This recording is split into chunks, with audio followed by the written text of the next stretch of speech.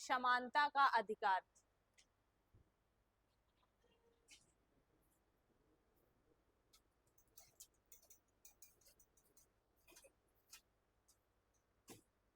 देखो हेडिंग डालो।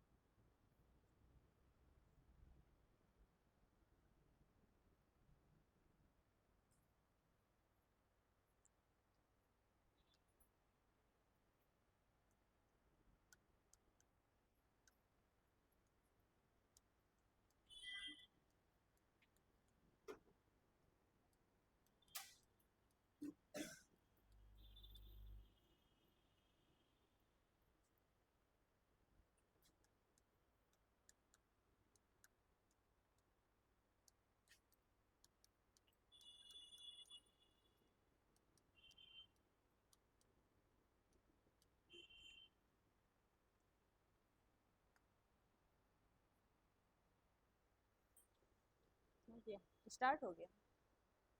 ठीक है। देखो इसमें क्या है, अनुच्छेद 14 से 18 तक आपकी क्या दी गई है, समानता दी गई है। उसमें आपके दो चीजें हैं, एक है विधि के समक्ष समानता और एक लिखा हुआ है विधि के समान संरक्षण। इन दोनों में अंतर क्या है, आपका जो विधि के समक्ष समानता है ये कहाँ से लिया गया है, ब्रिटेन से लिया गया है, और जो विधि के समान संरक्षण है ये आपका अमेरिका से। जो ऊपर वाला लिखा हुआ है विधि के समक्ष समानता, इसका मतलब क्या है कि ब्रिटेन में ऐसा, जैसे क्योंकि हमारा जो संविधान है वो पूरा ज्यादातर कहाँ से लिया गया है, ब्रिटेन से काफी चीजें ली गई हैं, तो उधर पर ये नियम लागू होता है समानता के रूप में। और इस नियम के तहत ये कहा जाता है कि आपकी किसी भी, जैसे समानता का मतलब है कि आप कुछ भी करते हो, यहाँ तक कि अगर कोई चपरासी है और कोई राष्ट्रपति भी है, दोनों के लिए समान कानून बनेगा, समान कानून बनेगा। जितनी भी चीजें होंगी वो किसी में भेदभाव नहीं होगा, चाहे वो राष्ट्रपति ही क्यों ना हो और चाहे वो सब चपरासी ही क्यों ना हो। तो ये चीजें किसमें कही गई है, विधि के समक्ष समानता में, कि आप कोई भी अपराध करते हो उसकी ना तो ये देखा जाएगा कि कोई छोटा बच्चा है कि कोई बड़ा है, जो जिस चीज के लिए अपराध के लिए जो कानून बना हुआ है उसको वही अपराध, मतलब वही का उसको वही दंड दिया जाएगा। ऐसा कहा गया है विधि के समक्ष समानता में। और ऐसा नियम कहाँ पर लागू है, हमारा ब्रिटेन में लागू है। और इसके अपोजिट जस्ट आपके जो अमेरिका में है, अमेरिका ने इस चीज को मानने से इनकार किया और ये कहा कि विधि के समक्ष समानता ठीक नहीं है, हमें क्या रखना चाहिए, विधि के समान संरक्षण। मतलब कि हमें देखते हुए चीजों को कानून बनाना है, ऐसा नहीं है कि एक जैसा कानून सबके लिए बना दे। तो भारत में जो समानता लागू हुई है वो आपके अमेरिका के संविधान में जो समानता है वही हमारे भारत ने लागू की है, मतलब कि विधि के समान संरक्षण को लागू किया है। इसमें क्या कहा गया है, इसमें ये कहा गया है कि जैसे मान लीजिए कोई अगर कोई अपराध करता है तो उसको अगर दंड दिया जाएगा तो उसको देख के भेदभाव उसमें होता है। आप देखते होंगे अपने भारत में क्या है, मान लीजिए कोई 5 साल का लड़का है, उसने अगर कोई अपराध कर दिया और कोई 20 साल का लड़का है उसने कोई अपराध किया, तो क्या दोनों को एक समान सजा दी जाएगी, नहीं दी जाती ना। तो ऐसा नहीं है कि मतलब ये एक किस लिए ऐसा किया जाता है, अपने हिंदुस्तान में एक भेदभाव इसलिए रखा गया है थोड़ा बहुत, ताकि भलाई से एक दूसरे का सामंजस्य बना करके चीजें चल सके। अब मान लीजिए आप देखते हो बस में जाते हो किसी चीज में, कोई छोटा बच्चा उसका टिकट लगता है कितना, हाफ टिकट लगता है, और कोई बड़ा है तो उसका कितना लगता है, पूरा लगता है। अब हम कहते हैं उसका क्यों कम लिया है, हम उसका मेरा क्यों ज्यादा लिया, मैं भी तो भारत का नागरिक हूँ वो भी नागरिक है। तो ये चीजें एक बनाई गई है स्टार्टिंग से ही। आप महिलाओं और पुरुषों में भी देखते हो, कभी आज तक अपने भारत में आज तक किसी भी महिला को फांसी नहीं हुई है, जबकि अपराध अगर करती भी हैं तो उनको फांसी की सजा नहीं सुनाई गई है, उनकी उम्र कैद कर दी जाती। जबकि अगर ब्रिटेन में ऐसा होता है तो वो अगर महिला ही है, वो बच्चा ही है, कोई भी, उसको समान कानून सबके लिए बना हुआ है। मतलब उधर पर कोई आपको छूट नहीं दी जाएगी कि ये कोई छोटा बच्चा है तो उसको फांसी ना दी जाए। जो कानून बना है वो सबके लिए एक जैसा बना है। जबकि अपने भारत में क्या है, अगर राष्ट्रपति ने किसी का मर्डर कर दिया तो उसको क्या सजा नहीं दी जाएगी, उसको फांसी की सजा नहीं सुनाई जाती है। राज्यपाल को भी ये संरक्षण दिया गया अपने कानून के तहत कि अगर वो भी कोई अपराध करते हैं तो उनकी सजा को भी क्या कर दिया जाता है, कम कर दिया जाता है, लेकिन उन्हें फांसी की सजा नहीं सुनाई जाती। जबकि इसके जस्ट अपोजिट कहाँ पर है, ब्रिटेन में ऐसा है, विधि के समक्ष समानता जहां पर लागू है, वहां ऐसा है कि आप अगर कोई भी अपराध करते हो तो आपके साथ ये भेदभाव नहीं होगा कि आप किसी ऊंचे पद पर हो या आप कोई महिला हो या आप कोई बच्चा है, जैसा भी है सबके लिए कानून क्या होगा, समान होगा। तो इसीलिए आप देखते हो ना, कभी जैसे अदालत वगैरह में होता है, आंख में पट्टी बांधे एक महिला तराजू लिए, ऐसा वो बना रहता है कि नहीं बना रहता, उसका क्या अर्थ होता है, कानून अंधा कहते हैं। तो अंधे का मतलब ये नहीं कि उसको दिख नहीं रहा कुछ, अंधे का मतलब ये है कि मैं आपको क्या सजा सुनाने वाला हूं, लेकिन मैं आंखों में अपने पट्टी इसलिए बांध रखा हूं कि मेरे सामने अगर कोई प्रधानमंत्री भी खड़ा है, चपरासी भी खड़ा है, मुझे नहीं पता है, सामने आओगे आपको सीधे दंड दिया जाएगा। इसलिए उसको कानून को अंधा कहा गया है कि मेरे सामने तराजू में दोनों बराबर हैं, मेरे लिए चाहे वो कोई भी आए। इसीलिए और कानून क्या होता है, हमेशा सबूतों पे डिपेंड होता है, आपकी बातों को नहीं मानेगा, आप सबूत लेके आइए, उसके तहत आपने जो भी किया है आपको दंड दिया जाएगा। वहां पर भावनाओं में बह के कोई बात नहीं होती है कि नहीं कोई रो दे कह दे हमने ऐसा नहीं किया तो कह दें ठीक है जाओ, ऐसा नहीं होता है। तो वहां क्या होता है, सबूत मेन होते हैं, इसी वजह से। और वो चीज इसी तरह कहाँ लागू है, ब्रिटेन में ऐसी है कि आपने कोई भी कानून वो किया है, अपराध किया है, तो आपको दंड दिया जाएगा, उसकी कोई भी छूट नहीं है, चाहे आप कितने ऊंचे पद पर हो, चाहे आप कितने भी नीचे पद पर हो, ठीक है। जबकि अपने भारत में क्या, भारत ने हमारे अमेरिका के संविधान के तहत समानता के अधिकार को लागू किया है। तो अमेरिका के संविधान में ये चीज क्या कही गई है कि भेदभाव किया जाएगा जिस स्तर पर जरूरी होगा। तो वही भेदभाव अपने यहाँ होता है कि नहीं होता है, कि आप मान लीजिए किसी 5 साल के बच्चे ने अगर कोई मर्डर कर दिया है, या 18 साल के अंदर ही उसने कोई मर्डर किया है, तो उस पे क्या लगता है, उसको फांसी की सजा नहीं होती, ना ही उसको जेल में भेजते हैं। एक होता है नाबालिग की श्रेणी में रख दिया जाता है कि अभी क्या है, ये नाबालिग है, मतलब 18 साल से कम है, तो इसको दूसरे जेल में रखते हैं जहां बच्चों को रखा जाता है अलग, उसको बोलते हैं बाल सुधार गृह, ना कि उसको कारागार बोलते हैं, ना मंडल जेल बोलते हैं, ऐसा नहीं, उसका नाम ही अलग है, बाल सुधार गृह बोलते हैं, और वहां पर अलग से रखा जाता है। तो क्या ये भेदभाव हुआ कि नहीं हुआ, भाई सजा तो आपको देनी चाहिए, लेकिन सजा को क्या कर देते हैं, आपके स्तर के अनुसार कम कर देते हैं, ज्यादा कर देते हैं, ठीक है। तो ये भेदभाव हमारे यहाँ है भारत में। दूसरी चीज, मान लीजिए राष्ट्रपति को कोई सजा सुनाई गई, तो राष्ट्रपति को अगर ये कहा जाए कि अगर उसने मर्डर किया है तो उसको भी फांसी की सजा होनी चाहिए, तो ठीक है, चलो मान लीजिए आपके कोर्ट ने, न्यायालय ने सजा सुना दी, राष्ट्रपति के पास ये अधिकार है अनुच्छेद 71 के तहत कि वो क्या करता है, क्षमा दान की शक्ति उसके पास है, तो वो खुद को भी क्षमा कर सकता है। दे दो आप सजा, मान लीजिए फांसी की सजा सुना दी, उसने अपने आप को लिख दिया मैं अपने आप को क्षमा करता हूँ, लो अब कौन फांसी देगा उसको, भाई उसको ये पावर दिया गया है। क्षमा दान की शक्ति का मतलब है कि अगर किसी भी नागरिक को फांसी होती है और वो राष्ट्रपति के पास अपील करता है, पहुंचता है, तो राष्ट्रपति चाहे तो उसकी फांसी रुकवा सकता है। तो बता रहे हैं ना, वही बता रहे हैं, मतलब ये मेरे कहने का, अगर वो राष्ट्रपति के पद पर है और तब राष्ट्रपति के पद पर रहते हुए अगर कोई अपराध करता है, तो वो उसके अपनी सजा को क्या कर सकता है, माफ कर सकता है, तब तक उसके ऊपर कोई आप फांसी की सजा या कुछ भी नहीं लगा सकते हो, लगाने का कोई मतलब ही नहीं, क्योंकि उसके पास क्या है, पावर है अपने आप को बचाने का। आप उसको दंड कब दे सकते हो, जब वो अपने पद पर नहीं होगा, तब उसको फांसी की सजा भी दी जा सकती है, जो अपराध उसने किया उसके तहत जो उचित दंड है वो सारा दिया जा सकता है। यही प्रक्रिया आपके राज्यपाल के साथ भी है कि राज्यपाल भी अपने आप को क्षमा कर सकता है जब तक वो अपने पद पर है। उसने अगर कोई अपराध किया है तो उसकी सजा को कम किया जा सकता है और फांसी नहीं दी जा सकती। हाँ, मतलब अपने पद पर रहते हुए, क्योंकि उनके पास पावर है, लेकिन ऐसा करेगा नहीं वो, क्योंकि जब शपथ दिलाई जाती है तब काफी चीजों में शपथ दिलाई जाती है, ऐसे नहीं कि मैं प्रतिज्ञा करता हूं कि मैं ऐसा नहीं करूंगा, मैं देश की एकता अखंडता को नष्ट नहीं करूंगा, तो कैसे वो रोज मर्डर कर देगा। हाँ, उसको सजा, फांसी की सजा नहीं मिलेगी, ये क्षमा दान की शक्ति अपने उसमें लिखी हुई है संविधान में। हाँ, सजा को कम करके आप 10 साल की जेल कर सकते हो, ऐसा कर, लेकिन क्यों? मृत्यु दंड क्या होता है? मृत्यु दंड कब दिया जाता है? जब आप किसी का मर्डर करो, मृत्यु दंड मिलता है कि नहीं मिलता? तो वो आपके राष्ट्रपति को और आपके राज्यपाल को नहीं मिल सकता है जब तक वो पद पर है। बाकी लोगों को तो दिया जा सकता है। हाँ, मृत्यु दंड नहीं मिल सकता है, जबकि आपके ब्रिटेन के संविधान में क्या, यही चीज मैंने बोली ना कि उधर पर ऐसा है, विधि के समक्ष समानता का मतलब है कि आपने अपराध किया, आप किसी पद पर भी हो, इससे कोई मतलब नहीं। जिस समय आपने अपराध किया है उस समय आपको दंड दिया जाएगा, और जो आपके अपराध के लायक दंड होगा उचित, वो दंड आपको तुरंत मिलेगा। यहाँ ये नहीं देखा जाएगा कि आप राष्ट्रपति हो, कि आप प्रधानमंत्री हो, कि आप चपरासी हो। तो वहां पर क्या है, एक जैसा दंड सबके। जबकि अपने यहाँ क्या है, भेदभाव है। और भेदभाव किस वजह से किया गया है? अपने एक आपस में सामंजस्य बनाने के लिए किया गया है। इस वजह से भेदभाव का कहीं उल्लेख आपके संविधान में ऐसा नहीं है कि डे उससे लिखा हो कि 5 साल का बच्चा है तो उसको इतनी सजा, इसको मिला है तो इतनी सजा। वो आपस में आपसी सामंजस्य बनाया गया।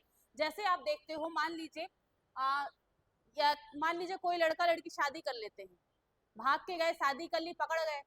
अब क्या होता है, पकड़ने के बाद पुलिस पूछेगी, मान लो तो लड़की ने बोल दिया कि मुझको बहला फुसला के ले गया था। तो अब ये बताओ, कोई भी लड़का क्या किसी को बहला फुसला के ले जा सकता है? गई तो अपने पैरों से ही होगी। बहलाया फुसलाया उसे जा सकता है जिसके पास दिमाग नहीं होगा। सीधा सा कहा जाए तो भाई तुम गई हो साथ तो, लेकिन फिर भी क्या होगा, बात किसकी मानी जाएगी? लड़की की बात मानी जाती है। अगर उसने कह दिया कि मुझको बहला फुसला के ले गया है, मैं इसको नहीं जानती, तो लड़के को कूट के चला देते हैं, उसको जेल में बंद कर देंगे। वो कुछ भी कहेगा उसकी बात नहीं सुनी जाएगी। तो ये क्या है, ये भेदभाव है कि नहीं है? कि अगर मान लीजिए आपने बराबर के हकदार हो, उसमें आप बराबर दंडित किए जाने चाहिए, लेकिन लड़की को वहीं पर जेल नहीं भेजा जाएगा जबकि लड़के को भेज दिया जाएगा। और किसके कहने पर? लड़की की ही बात ज्यादा सुनी जाएगी। अभी भी देखते हो, चाहो तो कोई भी लड़की अगर मान लीजिए कुछ कह दे तो आज पुलिस वाले लड़की के ऊपर टूट पड़ेंगे। हाँ, तो ये क्या है, ये भेदभाव है कि नहीं है? तो वही चीजें बता रही हूँ कि अभी तक मतलब ऐसा होता है हमारे यहाँ कि आपकी जिसका, अब मान लीजिए इसमें सीआरपीएफ है या किसी उसमें बॉर्डर में खड़ी होती हैं लड़कियां, मान लीजिए चीन के साथ युद्ध हो रहा है, तो कभी अपने लड़कियों को कम खड़ा करेंगे। अब लड़कियों को वहां नहीं खड़ा करके क्या करेंगे, लड़कों को खड़ा करेंगे। तो अब वो कह दे, लड़के कहते हैं कि भाई हम भी उतनी ट्रेनिंग करके आए हैं, ये भी उतना करके आई हैं, तो उनको क्यों नहीं खड़ा कर रहे? तो ये एक मानसिकता होती है, बनी होती है कि लड़कियां लड़कों की अपेक्षा क्या है, थोड़ा सा कमजोर है। भले ही वो कितना बंदूक चला ले, सब कुछ कर ले, लेकिन क्या पुरुषों की बराबरी कर सकती है? नहीं कर सकती। तो इस वजह से भी भेदभाव रखा गया है।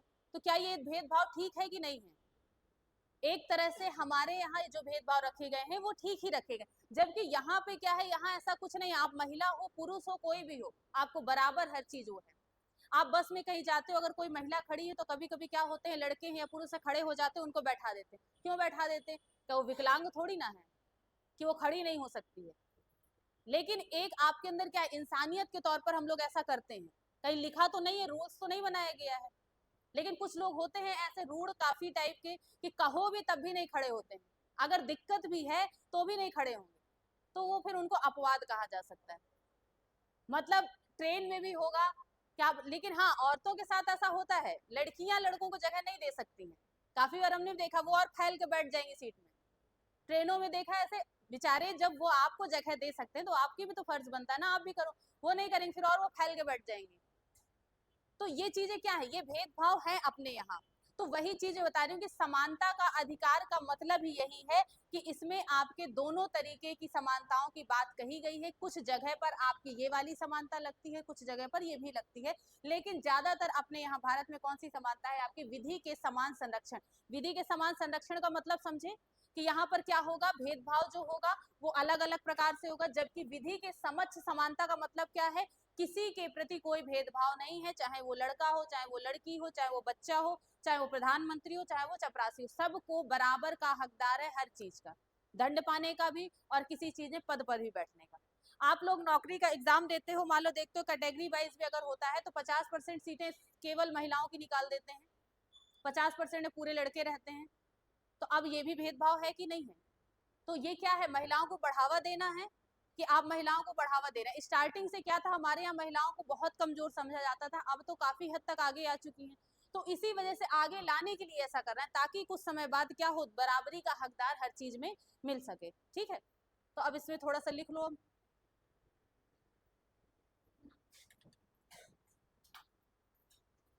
समानता, विधि के समक्ष समानता,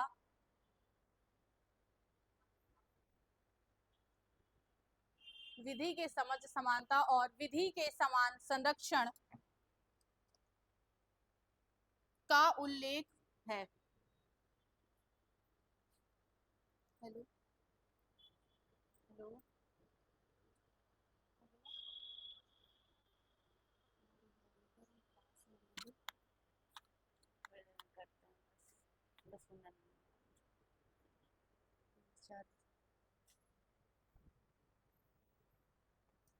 क्या लिखा है? विधि के समक्ष समानता और विधि के समान संरक्षण का उल्लेख है। कोष्टक में उसी के आगे लिख लीजिए, देसी और विदेशी, देशी और विदेशी सभी, देसी और विदेशी सभी के लिए समान कानून, देसी और विदेशी सभी के लिए समान कानून होगा। देशी और विदेशी सभी के लिए समान कानून होगा। उसी के आगे लिखो,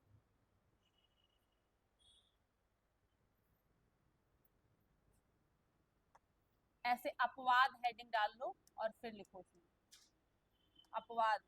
इसमें लिखो अपवाद 361 में है। इसके नीचे लिखना है राष्ट्रपति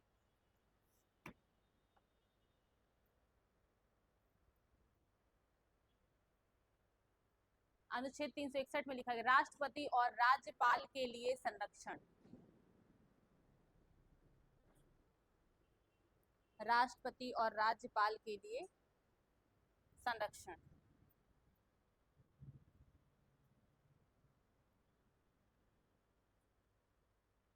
राष्ट्रपति और राज्यपाल के लिए संरक्षण, समझ गए ना मैंने क्या लिखा? मतलब क्या है जो बताया था अभी कि राष्ट्रपति और राज्यपाल को अनुच्छेद 361 के तहत क्या है, इनको कानून में वो आपको सजा नहीं दी जाएगी जो सबको दी जाती है। और कब नहीं दी जाएगी? जब वो अपने पद पर होंगे, उस समय राष्ट्रपति और राज्यपाल के संरक्षण की बात कही गई है कि वो अपने आप का क्या कर सकते हैं, संरक्षण। क्यों?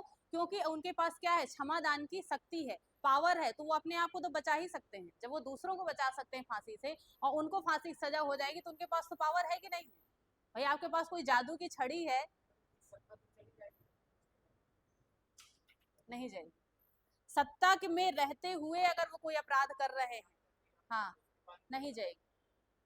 वो आपकी जो सजा दी जाएगी उनका कार्यकाल पूरा होने के बाद,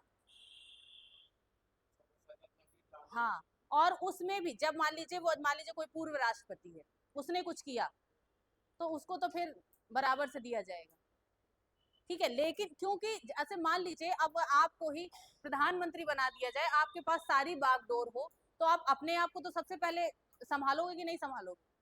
अपने आपको संभालोगे, अपने घर वालों को, जितना भी सबको व्यवस्थित करोगे। कब तक? जब तक आप पद पर हो तब तक आपकी बात सुनी जाएगी। और ऐसा नहीं कि सजा मिलते ही आपको पद से हटा दिया जाए, वो आपकी सजा निर्धारित की जाएगी, लेकिन मृत्यु दंड नहीं दिया जा सकता। आपकी 10 साल की सजा है, 10 साल की सजा को भी वो कम कर सकता है। आपको 20 साल की सजा मान लीजिए सुना दी गई, फांसी की सजा तो नहीं सुनाई जाएगी पद पर रहते, मान लीजिए 20 साल की सजा सुना दी गई, तो वो अपने आप में क्षमादान में उसको साइन करके अपने आप को भी क्षमा करके वो 20 साल की सजा को भी कम करके 10 साल कर सकता है। ये भी उसके पास पावर, 5 साल के बाद में। हाँ, तो राष्ट्रपति बनो पहले, फिर करो अपराध, फिर उसको, अब जैसे मान लीजिए उसको हटाना ही है, जैसे आप कह रहे हो कि मान लीजिए ऐसे तो मर्डर करता रहेगा, कुछ भी अपराध कर, तो उसको अगर हटाया जाएगा तो किसके द्वारा हटाएंगे? महाभियोग के द्वारा हटाया जाता है। महाभियोग का मतलब है कि अगर वो राष्ट्रपति पसंद नहीं आ रहा है या मान लो सही से काम नहीं कर रहा है, तो फिर जो संसद में लोकसभा राज्यसभा दोनों के लोग क्या करेंगे, मत प्रस्ताव पारित करेंगे, उसके बाद उसमें साइन करेंगे, 2/3 बहुमत होने चाहिए उसमें। फिर जब सब लोग बोलेंगे कि नहीं ये ठीक नहीं है, इसको हटा दिया जाए, तब उसको हटाया जाएगा। ऐसे किसी एक के कहने पर नहीं हटाया जा सकता है कि वो कह दिया कि उसने ऐसा किया, उसी ने आके कह दिया कि इसने ऐसा ऐसा किया, इसको पद से हटा दिया जाए, तो इस तरह नहीं हटाया जाएगा। एक सिस्टमैटिक सिस्टम होता है हर चीज का, उसके द्वारा उसको हटाएंगे। तभी ये है कि आपको अचानक से उसको फांसी अगर दे दी जाएगी तो तुरंत से कैसे दूसरा राष्ट्रपति बना दिया जाएगा? भाई एक क्रम पूरा होता है, 6 महीने का ब्रेक, मान लीजिए कोई अचानक से किसी ने त्याग पत्र दे दिया, जैसे 5 साल के बीच में किसी ने त्याग पत्र दिया, तो 6 महीने के अंदर अंदर तुरंत दोबारा से चुनाव कराने पड़ते हैं ताकि वो सीट खाली ना रहे। और उसको भी आपको सूचना देनी, क्योंकि जैसे मान लीजिए त्याग पत्र दिया तो वो कौन बागडोर संभालेगा?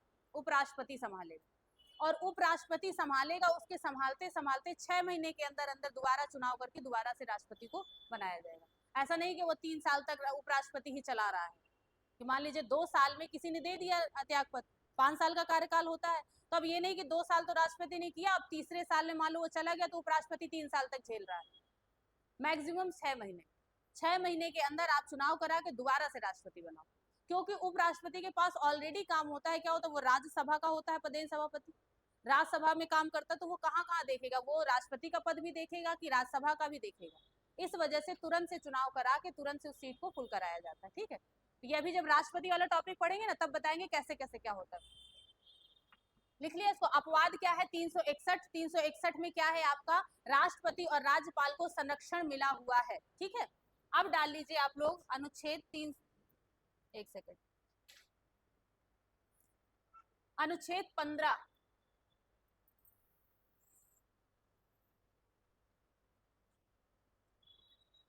अनुच्छेद 15 का ए, कोष्टक में ए लिख लेना।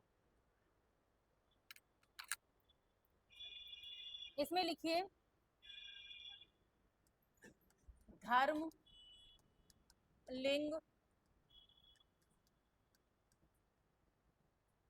जाति,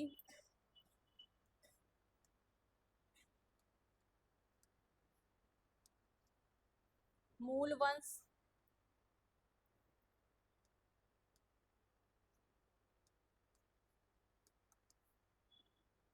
जन्म स्थान,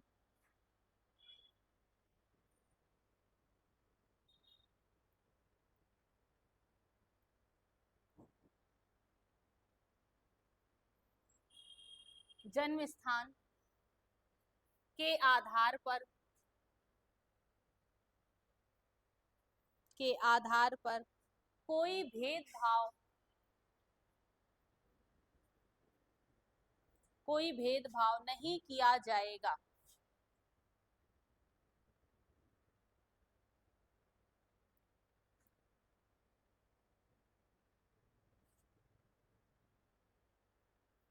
कोई भेदभाव नहीं किया जाएगा। हो गया?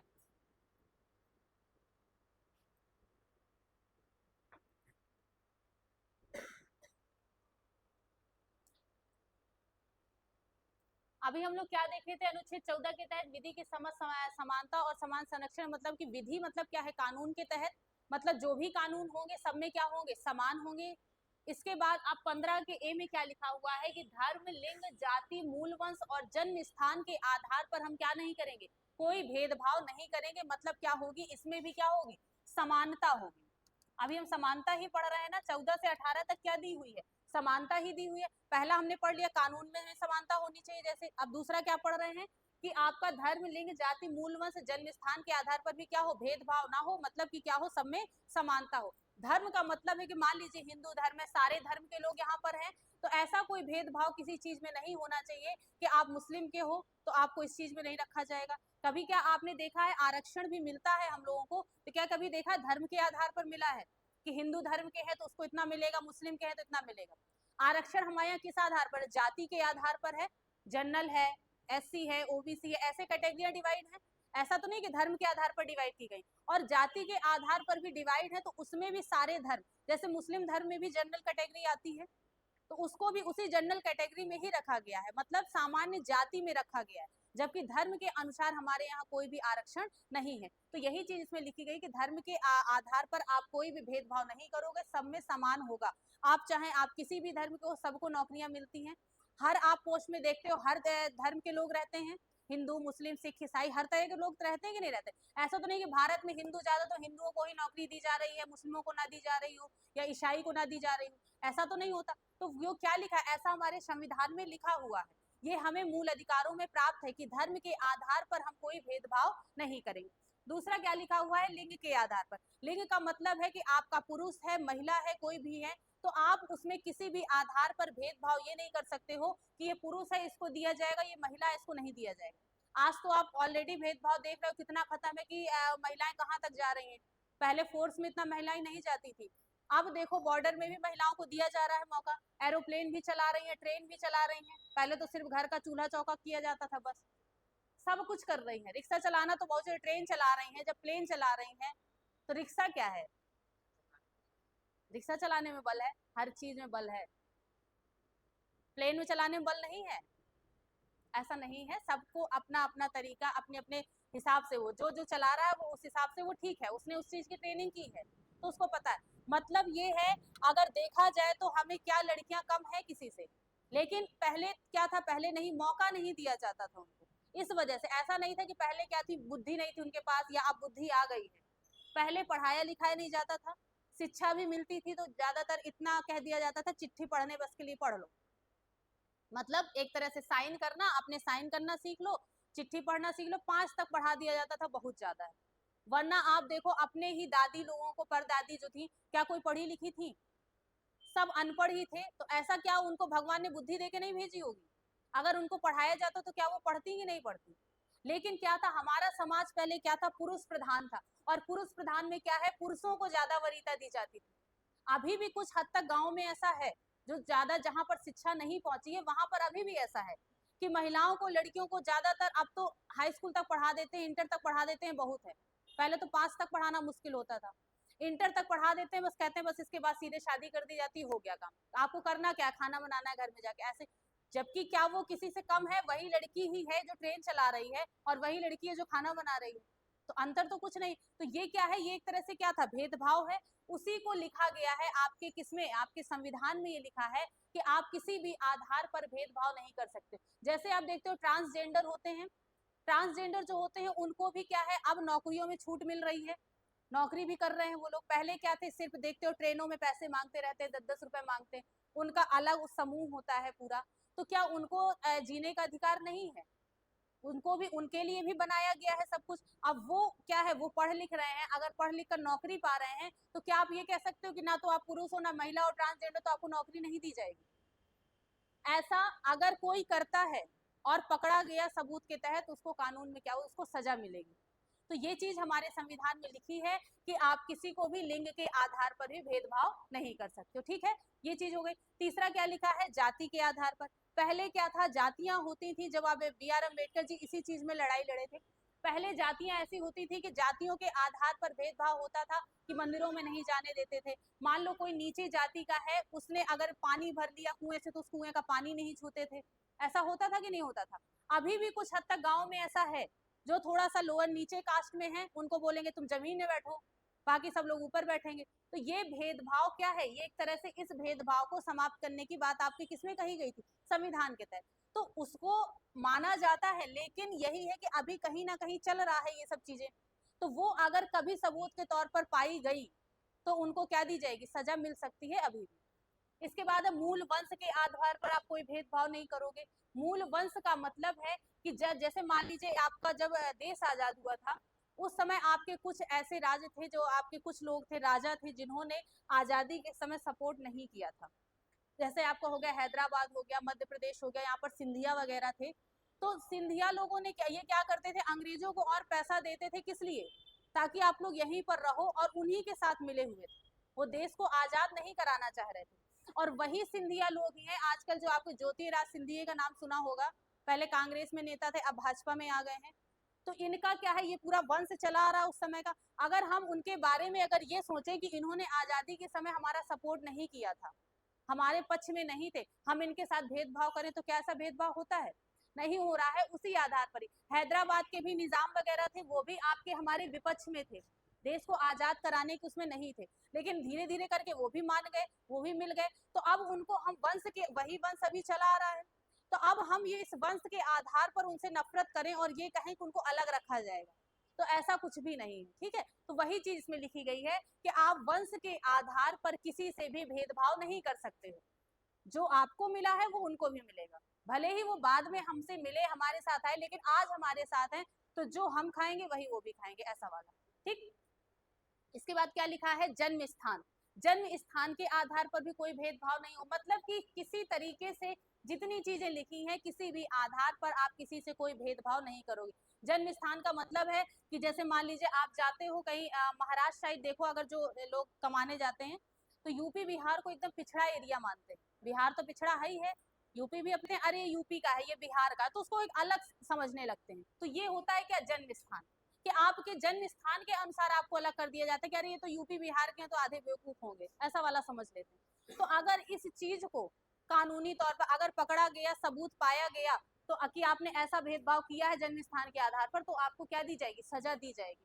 तो वो नॉर्मल होता रहता है, चीजें सारी होती हैं, भेदभाव अभी भी होते हैं लेकिन 20% समझ लीजिए, 80% नहीं होते हैं। और अगर मान लीजिए उस 20% में भी किसी ने जाकर कंप्लेन कर दी या सबूत के तहत कहा कि हमको इस आधार पर हमारे साथ भेदभाव किया जा रहा है, हमको नौकरी नहीं दी जा रही, या आपकी किसी कंपनी में आप जॉब कर रहे हो, आप बिहार के हो तो आपसे खूब काम कराया जा रहा है, आप महाराष्ट्र के हो तो आपसे काम नहीं कराया जा रहा और पैसा बराबर मिल रहा है, तो आप चाहो तो आप जाकर क्या कह सकते हो, कंप्लेन कर सकते हो कि हमारे साथ क्या किया जा रहा है, भेदभाव किया जा रहा है। तो ये होता है आपके इन आधार पर समानता, मतलब कि आपको इस आधार पर समानताएं मिलेंगी हर चीज में, चाहे आप मंदिर जाओ, चाहे आप होटल जाओ, चाहे आप शिक्षा ग्रहण करो, किसी भी क्षेत्र में है, इतने आधारों पर आपको कभी भेदभाव नहीं किया जाएगा, ऐसा आपके किसमें कहा गया है, मूल अधिकारों में कहा गया। ठीक है, तो ये समझ में आया क्या है। अब इसके बाद इसको लिख लो, थोड़ा सा मेरा मुंह दर्द होने लगा, लिया है ना। अब डालो अनुच्छेद 15B,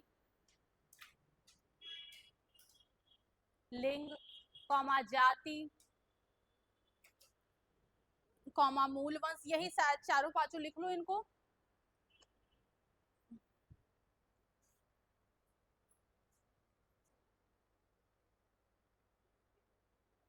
हाँ हाँ हाँ, लिखो लिखो, हम बता रहे हैं ना, वो सारे एक साथ ही रहेंगे। के आधार पर होटल कौमा धार्मिक स्थल, के आधार पर होटल कौमा धार्मिक स्थल, जो चीज मैंने अभी समझा दी है पूरी उसी को ही लिखना है, किस किस में क्या क्या कहा गया बस। धार्मिक स्थल कौमा कुआं तालाब आदि आदि स्थानों पर, आदि स्थानों पर प्रवेश से, आदि स्थानों पर प्रवेश से वंचित नहीं किया जाएगा। वंचित, वंचित मतलब मना नहीं किया जाएगा, ऐसा ही वाला है, वंचित या रोका नहीं जाएगा, वंचित नहीं किया जाएगा। अब दूसरा अनुच्छेद डालिए 15 का 3 या सी, ए बी लिखा हो तो सी लिख लो, 1 2 लिखा हो तो 3 लिख लेना।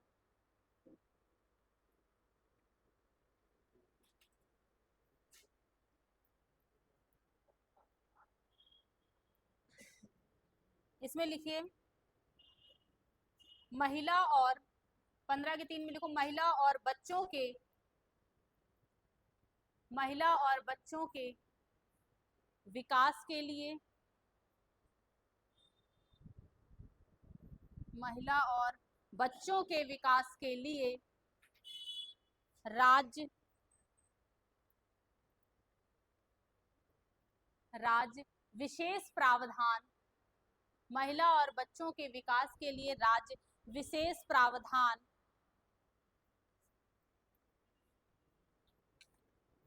कर सकता है।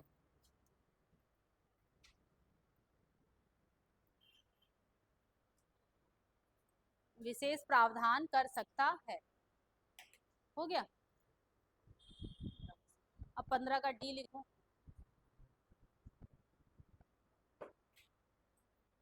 पंद्रह का D, इसमें लिखो अनुसूचित जाति, अनुसूचित जाति कौमा अनुसूचित जनजाति, अनुसूचित जनजाति कौमा अन्य पिछड़ा वर्ग, कौमा अन्य पिछड़ा वर्ग, और आदिवासी आदिवासी को शैक्षिक आदिवासी को शैक्षिक आधार पर छूट दी जाएगी,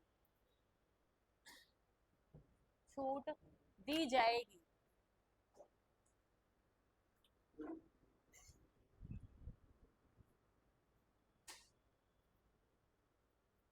एक और लिख लीजिए लास्ट 15 का क्या बचा, डी के बाद ई, ई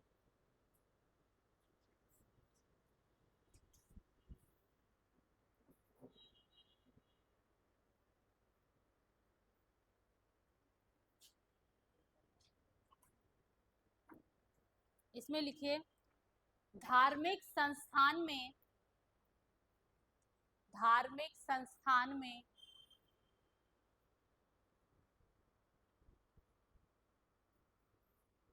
धार्मिक संस्थान में एक ही जाति, धार्मिक संस्थान में एक ही जाति धर्म के, एक ही जाति धर्म के लोगों को, लोगों की भर्ती की जा सकती है, भर्ती की जा सकती है।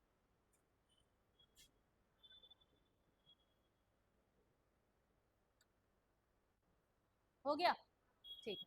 ये हमारा कंप्लीट हो गया 14 और 15। 15 में क्या है, आपका सिर्फ भेदभाव की बात कही गई है। और मोटे तौर पर ये देखें कि आपका किसी भी आधार पर, चाहे वो शिक्षा में हो, चाहे वो धार्मिक स्वतंत्रता, धर्म के अनुसार हो, किसी भी आधार पर हो, तो इतने प्रकार से आप क्या नहीं कर सकते हो, भेदभाव नहीं कर सकते, ना धर्म के आधार पर, ना जन्म स्थान के। तो इसमें टोटल सारी चीजें आ गई एक साथ। जैसे 15 के 1 में यही लिखा है, 15 के 2 में क्या लिखा हुआ है बी में, कि आप क्या लिंग जाति, धर्म लिंग जाति मूल वंश और जन्म स्थान के आधार पर किसी भी धार्मिक स्थल, किसी भी होटल, पहले क्या थे, कुआं तालाब से पानी भरा जाता था, तो वही बात मैंने पहले बताई ना कि कुओं से अगर पानी भर लेते थे तो उसका पानी नहीं छूते थे, अगर कोई नीचे कास्ट का ले रहा है तो कुएं तालाब पर, मंदिरों में कहीं पर भी प्रवेश से क्या नहीं किया जाएगा, वर्जित नहीं किया जाएगा, कि आप अगर गए हो तो आपको क्या कर दिया जाए, आपको मना कर दिया जाए। या कोई अगर नीचे कास्ट का क्या होता था, पहले अगर मंदिर चला जाता था तो उसके जाने के बाद पूरे मंदिर की धुलाई कर दी जाती थी। तो ये क्या था, एक भेदभाव था कि नहीं था, किस आधार पर, जाति के आधार पर। तो उसको भेदभाव को मिटाने के लिए ही यही बात लिखी गई है मूल अधिकार में, ठीक है।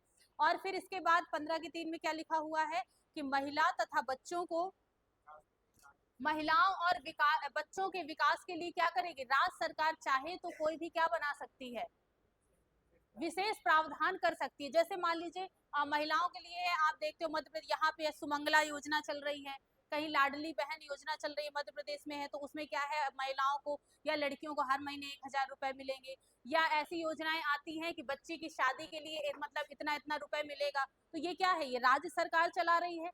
तो राज्य सरकार चाहे तो बच्चों के विकास के लिए और महिलाओं को, इन दोनों के विकास के लिए क्या कर सकती है, विशेष प्रावधान कर सकती है। ये बात भी किसमें कही गई है, 15 के 3 के तहत। इसके बाद 4 में क्या कहा गया है, कि अनुसूचित जाति हो या अनुसूचित जनजाति हो या आपके जो आदिवासी हैं, जैसे आपके आदिवासी कहाँ, छत्तीसगढ़ झारखंड साइड ज्यादा है, तो वो लोग क्या करते, वो लोग जंगलों में रहते थे, तो अब वहां पर उनको पढ़ाई लिखाई कितनी सुविधा नहीं मिल पाती। अगर उसमें से भी कोई उतनी वहां से पढ़कर निकल रहा है तो उनको विशेष आरक्षण दिया जाता है। मतलब कि अगर कोई एक आदिवासी आपका किसी एग्जाम में बैठा है, तो अगर उसने सिर्फ पासिंग मार्क्स भी नंबर लाए हैं तो उसको क्या दी जाएगी, वरीयता पहले दी जाएगी, आपसे भी पहले, भले ही आप ज्यादा नंबर लाए। क्यों दिया जाता है, कि वो उधर से उस कैटेगरी से लोग ज्यादा नहीं आ पाते, धीरे धीरे क्या करने के लिए, बढ़ावा देने के लिए। आपके जो राष्ट्रपति जी हैं वो क्या हैं, वो आदिवासी ही हैं, और उनको राष्ट्रपति बनाने का क्या मकसद था, कल इसके बाद 16 से आगे डिटेल में पढ़ेंगे, ठीक।